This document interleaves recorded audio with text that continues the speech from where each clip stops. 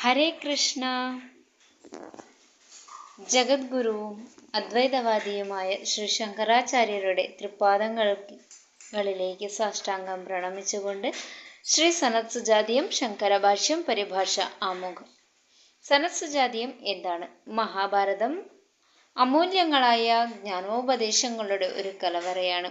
ഇതിൽ ഏറ്റവും ശ്രേഷ്ഠവും ജനപ്രിയവുമായത് ശ്രീമദ് ഭഗവത്ഗീതയാണ്. യക്ഷപ്രശ്നവും വിതുരനീതിയും ശാന്തിപർവത്തിൽ ഭീഷ്മർ യുധിഷ്ഠിരന് നൽകുന്ന ജ്ഞാനോപദേശവും വളരെ പ്രശസ്തമാണല്ലോ.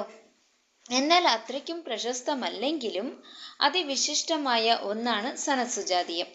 മഹാഭാരതത്തിലെ ഉദ്യോഗപർവത്തിലെ 4 അധ്യായങ്ങളിൽ സനത്സുജാതൻ എന്ന മുനി ധൃതരാഷ്ട്രർക്ക് നൽകുന്ന ജ്ഞാനോപദേശമാണ് സനത്സുജാതീയം എന്ന പേരിൽ അറിയപ്പെടുന്നത്.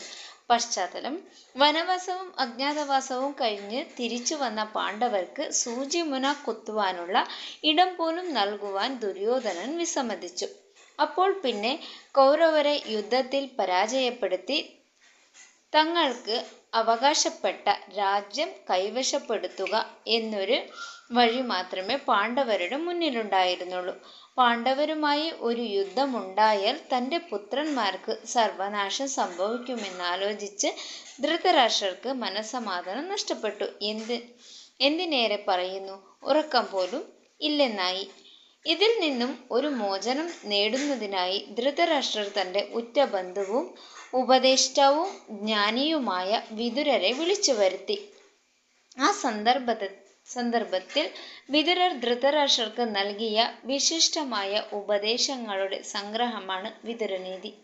താൻ എത്രയൊക്കെ ഉപദേശിച്ചാലും ആത്മജ്ഞാനം നേടാതെ ധൃതരാഷ്ട്രരുടെ ദുഃഖത്തിന് ഒരു അറുതിയുണ്ടാവില്ലെന്ന് വിതുരർക്ക് അറിയാമായിരുന്നു. തരതി ശോകം ആത്മവിത്, ആത്മാവിനെ അറിയുന്നവന് ശോകത്തെ മറികടക്കുന്നു എന്നാണല്ലോ ഉപനിഷത്തിന്റെ സിദ്ധാന്തം. എന്നാൽ വിതുരർ സ്വയം ആത്മജ്ഞാനിയായിരുന്നിട്ടും ശൂദ്രസ്ത്രീയിൽ ജനിച്ചവനാകയാൽ ആത്മജ്ഞാനോപദേശം താൻ ചെയ്തുകൂടാ എന്നാണ് വിതുരർ വിചാരിച്ചിരുന്നത്. അതുകൊണ്ട് അദ്ദേഹം യോഗശക്തി കൊണ്ട് സനത്കുമാരൻ എന്ന മുനിയെ പ്രത്യക്ഷപ്പെടുത്തി സത്കരിച്ച ശേഷം ധൃതരാഷ്ട്രർക്ക് ആത്മജ്ഞാനോപദേശം ചെയ്യുവാൻ അദ്ദേഹത്തോട് അഭ്യർത്ഥിച്ചു. അതനുസരിച്ച് സനത്കുമാരമുനി ധൃതരാഷ്ട്രർക്ക് നൽകിയ ആത്മോപദേശമാണ് സനത്സുജാതീയം എന്ന ഈ കൃതിയുടെ ഉള്ളടക്കം. ശങ്കരഭാഷ്യം. ആദി ശങ്കരാചാര്യർ ഭാഷ്യം രചിച്ചിട്ടുള്ളത് മുഖ്യമായും പ്രസ്ഥാനത്രയത്തിനാണ്. അതായത് ബ്രഹ്മസൂത്രം, ഉപനിഷത്തുക്കൾ, ഭഗവത്ഗീത എന്നിവയ്ക്കാണ്.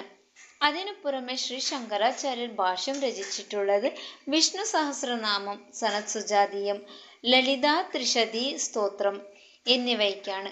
ഇതിൽ നിന്നും തന്നെ സനത്സുജാതീയത്തിന്റെ മഹത്വത്തെക്കുറിച്ച് നമുക്ക് മനസ്സിലാക്കുവാൻ സാധിക്കും.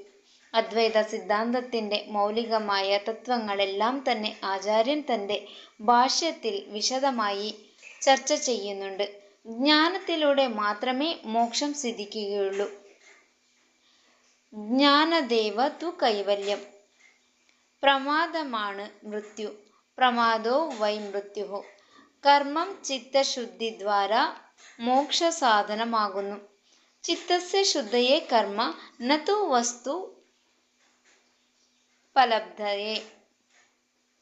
വസ്തു ഉപലബ്ധയെ എന്നീ സിദ്ധാന്തങ്ങൾ ആദ്യത്തെ അധ്യായത്തിൽ തന്നെ ഭാഷ്യത്തിൽ ചർച്ച ചെയ്യപ്പെടുന്നുണ്ട്.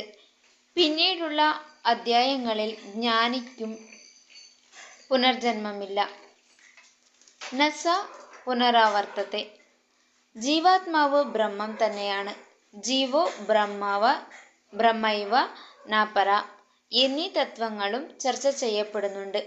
അതുകൂടാതെ മോക്ഷത്തെ ഇച്ഛിക്കുന്ന ഒരാൾക്ക് ആവശ്യം വേണ്ട സദ്ഗുണങ്ങളും അയാൾ വിഷയെന്ന പോലെ ഒഴിവാക്കേണ്ട ദോഷങ്ങളെയും കുറിച്ച് സനത്സുജാതീയത്തിൽ വിശദമായി പ്രതിപാദിക്കുന്നുണ്ട്. എല്ലാം കൊണ്ടും ഒരു ജിജ്ഞാസുവിന് അത്യന്തം പ്രയോജനപ്പെടുന്ന ഒരു ശാസ്ത്രഗ്രന്ഥമാണ് സനത്സുജാതീയം.